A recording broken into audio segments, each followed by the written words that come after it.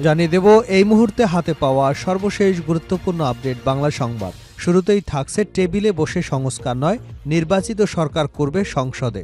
জনগণের ম্যান্ডেট নিয়ে নির্বাচিত সরকার এই সংসদে পরিপূর্ণ সংস্কার করবে বলে মন্তব্য করেছেন বিএনপির স্থায়ী কমিটির সদস্য আমির খসরু মাহমুদ চৌধুরী। তিনি বলেন, টেবিলে বসে সংস্কারের মতো ভুল ধারণা আর কিছু হতে পারে না। সংস্কারের মালিকানা থাকতে হবে দেশের জনগণের হাতে। এবারে জানাবো পঞ্চদশ সংশোধনীর আংশিক অবৈধ ঘোষণায় নেটিজেনদের উচ্ছ্বাস। তত্ত্বাবধায়ক সরকার ব্যবস্থা বাতিল সহ বেশ কিছু বিষয় আনা সংবিধানের পঞ্চদশ সংশোধনীর কিছু অংশ অবৈধ ঘোষণা করে যুগান্তকারী রায় দিয়েছেন হাইকোর্ট। বহুল আকাঙ্ক্ষিত এই রায়ে উচ্ছ্বাস প্রকাশ করেছেন নেটিজেনরা। ঐতিহাসিক এ রায় জন আকাঙ্ক্ষার প্রতিফলন ঘটায় প্রধান বিচারপতি সহ হাইকোর্টের সংশ্লিষ্ট প্যানেলের প্রতি কৃতজ্ঞতা প্রকাশ করেছেন সচেতন মহল। জানাবো 31st নাইট ও বড়দিনে আতশবাজি ও ফানুস উড়ানো যাবে না।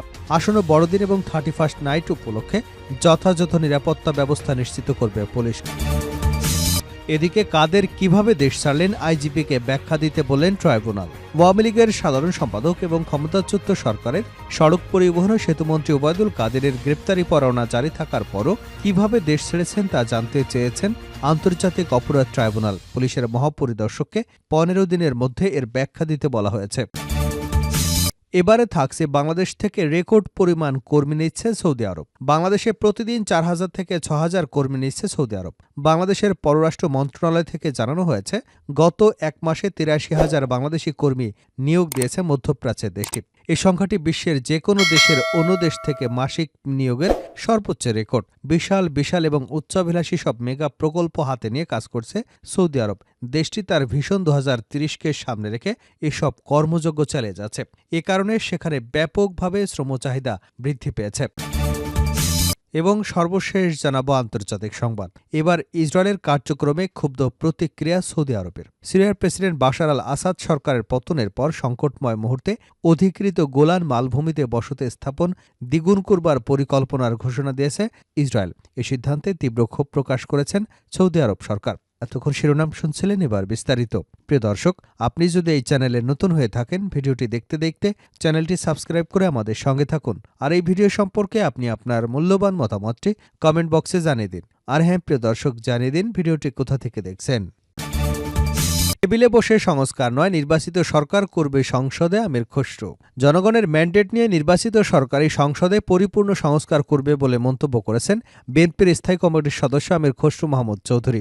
তিনি বলেন, টেবিলে বসে সংস্কারের মতো ভুল ধারণা আর কিছু হতে পারে না। সংস্কারের মালিকানা থাকতে হবে দেশের জনগণের হাতে। সংস্কার হচ্ছে একটি গণতান্ত্রিক প্রক্রিয়া, এটা চলমান।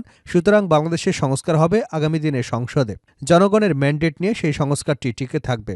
মঙ্গলবার বঙ্গবন্ধু শেখ মুজিব মেডিকেল বিশ্ববিদ্যালয় ডক্টর অ্যাসোসিয়েশন ড্যাব আয়োজিত জুলাই অগাস্টে গণঅভ্যুত্থানে আহতদের আর্থিক সহায়তা অনুষ্ঠানে তিনি এসব কথা বলেন। এ সময় আহত এবং তাদের পরিবারের সদস্যদের সঙ্গে খোলামেলা কথা বলেন এবং তাদের সার্বিক বিষয়ে খোঁজখবর নেন বিএনপির স্থায়ী কমিটির এই সদস্য আমির খসরু। বলেন, রাজনীতিবিদদের উদ্দেশ্য খারাপ হলে কোনো সংস্কারই কাজে আসবে না। দলের ঘোষিত 31 দফা বাস্তবায়নে বদ্ধপরিকর বিএনপি। আওয়ামী লীগ দেশকে ধ্বংস করবার পরও যে দেশ দাঁড়িয়ে আছে তা জিয়াউর রহমানের সার্বিক সংস্কারের ফসল। কিন্তু গত 15 বছরে সেই অগ্রগতি থমকে গেছে। আগামী দিনে জাতীয় সরকার গঠন করে পরিপূর্ণভাবে 31 দফার বাস্তবায়ন হবে। পঞ্চদশ সংশোধনীর আংশিক অবৈধ ঘোষণায় নেটিজেনদের উচ্ছ্বাস। তত্ত্বাবধায়ক সরকার ব্যবস্থা বাতিল সহ বেশ কিছু বিষয় আনা সংবিধানের পঞ্চদশ সংশোধনীর কিছু অংশ অবৈধ ঘোষণা করে যুগান্তকারী রায় দিয়েছেন হাইকোর্ট। বহুল আকাঙ্ক্ষিত এই রায়ে উচ্ছ্বাস প্রকাশ করেছেন নেটিজেনরা। ঐতিহাসিক এ রায়ে জন আকাঙ্ক্ষার প্রতিফলন ঘটায় প্রধান বিচারপতি সহ হাইকোর্টের সংশ্লিষ্ট প্যানেলের প্রতি কৃতজ্ঞতা প্রকাশ করেছেন সচেতন মহল। মঙ্গলবার বিচারপতি ফারা মাহবুব ও বিচারপতি দেবাশিস রায় চৌধুরীর সমন্বয়ে গঠিত হাইকোর্ট বেঞ্চ এ আদেশ দেন। রায়ের পর্যবেক্ষণে উচ্চ আদালত বলেন, পঞ্চদশ সংশোধনীর মাধ্যমে সংবিধানের মৌলিক কাঠামোকে ধ্বংস করে দেওয়া হয়েছিল। এর মাধ্যমে দেশে নির্বাচন ব্যবস্থাকে ধ্বংস করা হয়েছিল। তত্ত্বাবধায়ক সরকার ব্যবস্থা বাতিলের সংশোধনী বাতিলের পাশাপাশি 142 অনুচ্ছেদের গণভোটের বিধান বাতিল করা হয়েছে। 142 অনুচ্ছেদে গণভোটের বিধান বাতিল করা হয়েছে। ফলে সংবিধানের প্রস্তাবনা এবং কিছু অনুচ্ছেদ সংশোধনে আজকে রায় গণভোটের বিধান ফিরে আসছে। সচেতন মহল মনে করেন, এ রায়ের মধ্য দিয়ে দেশের দীর্ঘদিনের নির্বাচনী অচল অবস্থা দূরীকরণে পাশাপাশি জনগণের আকাঙ্ক্ষা পূরণ হয়েছে। আবারও মানুষের আস্থায় জায়গা ফিরেছে দেশের বিচার বিভাগ। পঞ্চদশ সংশোধনীর মধ্য দিয়ে রক্তচোষা হাসিনা দলীয় সরকারের অধীনে তিনবার একতরফা রাতের ভোট ডামি নির্বাচন করে ক্ষমতা দখল করে। ফলে সংবিধানের পঞ্চদশ সংশোধনীর সংশ্লিষ্ট অংশ বাতিল করায় উল্লেখিত ৩টি নির্বাচন বাতিল এবং ক্ষমতালোভী খুনি হাসিনাকে অবৈধ প্রধানমন্ত্রী ঘোষণা করে দেশে এনে বিচার নিশ্চিত করতে হবে। 31st নাইট এবং বড়দিনে আতশবাজি ফানুস ওড়ানো যাবে না। আসন্ন বড়দিন এবং 31st নাইট উপলক্ষে যথাযথ নিরাপত্তা নিশ্চিত করবে পুলিশ। বড়দিন এবং 31st নাইটে পটকা, আতশবাজি সহ ফানুস উড়ানো যাবে না বলে জানিয়েছে পুলিশ সদর দপ্তর। আগামী 25শে ডিসেম্বর বড়দিন এবং 31শে ডিসেম্বর 31st নাইট উদযাপনে মঙ্গলবার পুলিশ হেডকোয়ার্টার্সে অনুষ্ঠিত নিরাপত্তা এবং আইনশৃঙ্খলা সংক্রান্ত সভা অনুষ্ঠিত হয়েছে। এতে অতিরিক্ত আইজিপি মোহাম্মদ আলমগীরের সভাপতিত্ব করেছেন।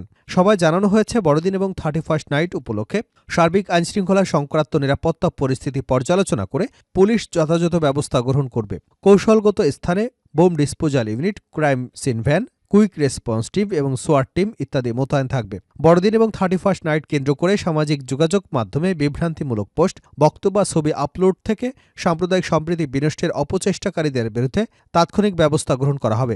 গুজব প্রতিরোধে cyber monitoring, cyber petrol team জোরদার করা হবে। সবাই সারা দেশে গির্জাগুলো নিরাপত্তায় আইনশৃঙ্খলা বাহিনীর পাশাপাশি আয়োজকদের নিজস্ব স্বেচ্ছাসেবক নিয়োগ, গির্জায় পর্যাপ্ত আলো, স্ট্যান্ড বাই জেনারেটর, চার্জার লাইটের ব্যবস্থা রাখতে অনুরোধ জানানো হয়েছে। 31st নাইট উপলক্ষে কক্সবাজার, কুয়াকাটাসহ দেশের সব পর্যটন এলাকায় নিরাপত্তা ব্যবস্থা জোরদার করা হবে। কেউ উচ্চস্বরে গাড়ির হর্ন বাজালে, বেপরোয়া গতিতে গাড়ি বা মোটরসাইকেল চালালে তাদের বিরুদ্ধেও ব্যবস্থা গ্রহণ করা হবে।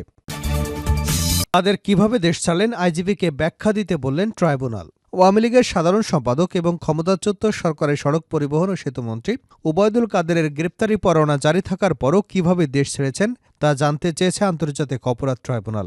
পুলিশ মহাপরিদর্শককে 15 দিনের মধ্যে এ ব্যাখ্যা দিতে বলা হয়েছে। মঙ্গলবার আন্তর্জাতিক অপরাধ ট্রাইব্যুনালে গণহত্যাসহ মানবতা বিরোধী অপরাধ সংগঠনের অভিযোগে দায়ের হওয়া মামলার শুনানি শেষে সাংবাদিকদের একথা জানান চিফ প্রসিকিউটর মোহাম্মদ তাজুল ইসলাম। তিনি বলেন, ওবায়দুল কাদের গ্রেপ্তারি পরোয়ানা জারির পর বাংলাদেশে 3 মাস ছিলেন। এরপর তিনি কোথায়, কিভাবে ছিলেন এবং কেন তাকে গ্রেপ্তার করা হয়নি, তিনি কিভাবে পরবর্তী সময়ে বাংলাদেশের সীমানা অতিক্রম করেছেন, এ বিষয়ে আইনশৃঙ্খলা রক্ষাকারী বাহিনীর কাছে একটি ব্যাখ্যা চাওয়া হয়েছে।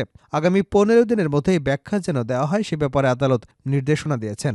চিফ প্রসিকিউটর বলেন, এই আন্তর্জাতিক অপরাধ ট্রাইব্যুনাল একটি জাতীয় ট্রাইব্যুনাল। এটি জাতির আশা আকাঙ্ক্ষা বাস্তবায়নের জন্য এবং ন্যায় বিচার প্রতিষ্ঠার জন্য কাজ করছে।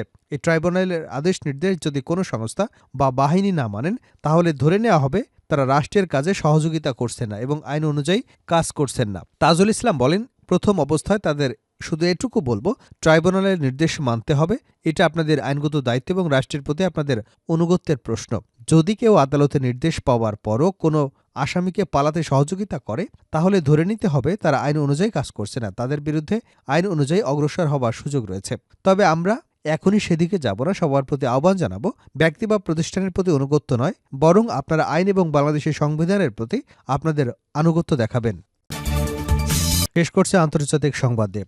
এবার ইসরায়েলের কার্যক্রমে ক্ষুব্ধ প্রতিক্রিয়া সৌদি আরবে। সিরিয়ার প্রেসিডেন্ট বাশার আল আসাদ সরকারের পতনের পর সংকটময় মুহূর্তে অধিকৃত গোলান মালভূমিতে বসতি স্থাপন দ্বিগুণ করবার পরিকল্পনা ঘোষণা করেছে ইসরায়েল। এই সিদ্ধান্তে তীব্র ক্ষোভ প্রকাশ করেছে সৌদি আরব। রোববার সৌদি আরব ইসরায়েলের এমন কর্মকাণ্ডে তীব্র নিন্দা জানিয়েছে।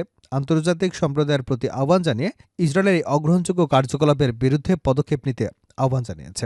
ইসরায়েল প্রধানমন্ত্রী বেঞ্জামিন নেতানিয়াহু নেতৃত্বাধীন সরকার গোলান মালভূমিতে জনসংখ্যা বৃদ্ধির লক্ষ্যে সর্বসম্মতিক্রমে $11 মিলিয়ন অনুমোদন দিয়েছে। নেতানিয়াহুর কার্যালয় থেকে জানানো হয়েছে, সিরিয়ায় যুদ্ধ পরিস্থিতি এবং নতুন ফ্রন্টের আলোকে গোলান মালভূমির জনসংখ্যা দ্বিগুণ করার লক্ষ্যে এই পরিকল্পনা গৃহীত হয়েছে। সৌদি পররাষ্ট্র মন্ত্রণালয়ের বিবৃতিতে বলা হয়, গোলান মালভূমি সিরিয়ার দখলকৃত আরব ভূমি। ইসরায়েলের এই পদক্ষেপ কেবল সিরিয়ার নিরাপত্তা এবং স্থিতিশীলতা পুনরুদ্ধারে প্রতিবন্ধকতা সৃষ্টি করে। বিবৃতিতে আরও বলা হয়, সৌদি আরব আন্তর্জাতিক সম্প্রদায়ের প্রতি আহ্বান জানাচ্ছে যেন তারা সিরিয়ার সার্বভৌমত্ব এবং ভৌগোলিক অখণ্ডতা রক্ষায় ইসরায়েলের এই লঙ্ঘনের তীব্র প্রতিবাদ জানায়।